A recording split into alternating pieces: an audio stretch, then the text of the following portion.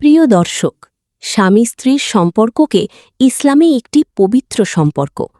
এই সম্পর্কে ভালোবাসা, দয়া ও সম্মান রয়েছে।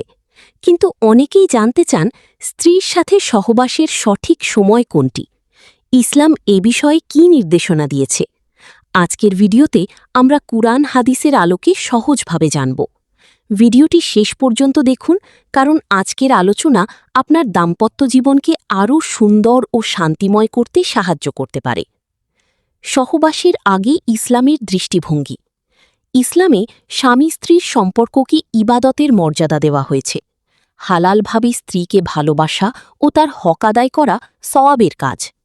রসুলুল্লাহ সাল্লাল্লাহু আলাইহি ওয়াসাল্লাম বলেছেন, তোমাদের স্ত্রীদের সাথে সহবাসেও সওয়াব রয়েছে।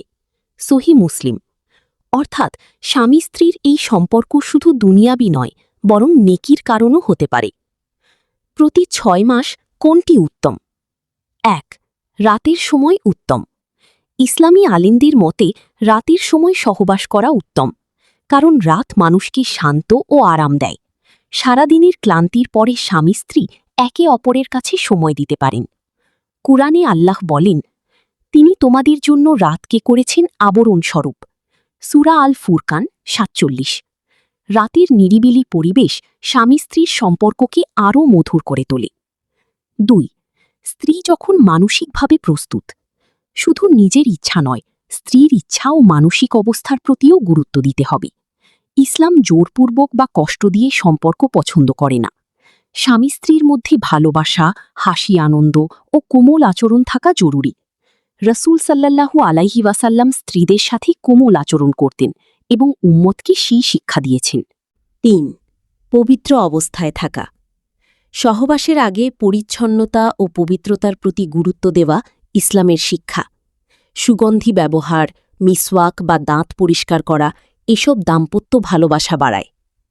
যেসব সময়ে সহবাস থেকে বিরত থাকতে বলা হয়েছে। 1. স্ত্রীর মাসিক চলাকালীন। কুরআনে স্পষ্টভাবে বলা হয়েছে, তারা তোমাকে ঋতুস্রাব সম্পর্কে জিজ্ঞেস করে, বলো তা কষ্টকর, তাই তোমরা ঋতুকালে স্ত্রীদের থেকে বিরত থাকো। সূরা আল বাকারা 222। এ সময় সহবাস করা ইসলামে নিষিদ্ধ। 2. রোজা অবস্থায় দিনের বেলা। রমজানে দিনের বেলায় সহবাস করা হারাম, তবে ইফতারের পর থেকে সিহরির আগে পর্যন্ত বৈধ। 3. ইহরাম অবস্থায়। হজ বা উমরার ইহরাম অবস্থায় সহবাস নিষিদ্ধ।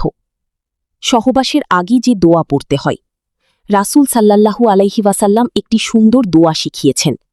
বিসমিল্লাহ, আল্লাহুম্মা জান্নিবনা শাইতানা ওয়া জান্নিবিশ শাইতানা মা রাজাকতানা। অর্থ, হে আল্লাহ, আমাদের থেকে শয়তানকে দূরে রাখুন এবং আপনি আমাদের যে সন্তান দান করবেন তাকেও শয়তান থেকে হেফাজত করুন। দাম্পত্য জীবনে কিছু গুরুত্বপূর্ণ পরামর্শ। 1. একে অপরকে সম্মান করুন। 2. রাগ বা ঝগড়ার সময় জোর করবেন না। 3. পরিষ্কার পরিচ্ছন্ন থাকুন। 4. একে অপরের অনুভূতির মূল্য দিন। 5. ভালোবাসা প্রকাশ করুন। শেষ কথা, প্রিয় দর্শক, ইসলাম সুন্দর ও ভারসাম্যপূর্ণ জীবন ব্যবস্থা। স্বামী স্ত্রীর সম্পর্ককে ইসলাম লজ্জার নয়, বরং ভালোবাসা ও রহমতের সম্পর্ক হিসেবে দেখেছে। তাই ইসলামের নিয়ম মেনে চললে দাম্পত্য জীবন সুখী ও শান্তিময় হয়। ভিডিওটি ভালো লাগলে লাইক, কমেন্ট ও শেয়ার করুন। ইসলামিক এমন আরও ভিডিও পেতে চ্যানেলটি সাবস্ক্রাইব করতে ভুলবেন না।